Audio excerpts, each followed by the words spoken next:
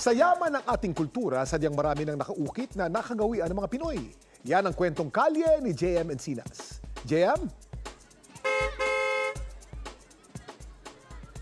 Kuya Kim, dito sa Paete, Laguna, ipinagdiriwang yung kanilang Ukit-Taka Festival. Dito kanila ipinamalas kung bakit sila yung tinaguriang Art Capital ng Laguna at Carving Capital ng bansa.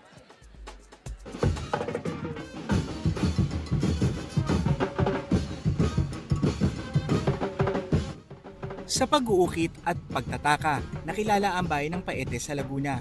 Sa ika-11 Paete Ukit-Taka Festival, itinampok nila ang makulay nilang kultura.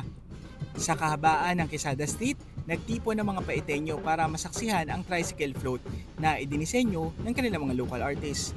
Pati ang nagagandahang mga kasuotan na gawa sa paper mache ibinida rin.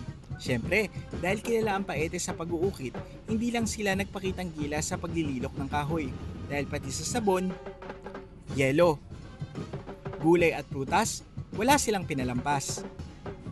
Ang sabayang pag-uukit balak na lang i-entry sa Guinness World Records bilang pinakamahabang sabayang pag-uukit.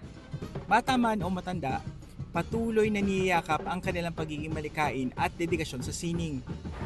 Ang ukit ay dapat hindi mawala dito sa ating bayan ng Paete sapagkat tayo nga tinaguriang the carving capital of the Philippines na dapat nating ipagmalaki. At tayo rin ay gumagawa ng mga hakbang upang ipagpatuloy ang ating mga tradisyon. Siyempre, sa pagpunta dito sa kanilang festival, hindi tayo mag-uuwi ng souvenir. Pwede natin bilhin itong kanilang mga paper mache katulad nito nga traditional horse at yung Filipiniana.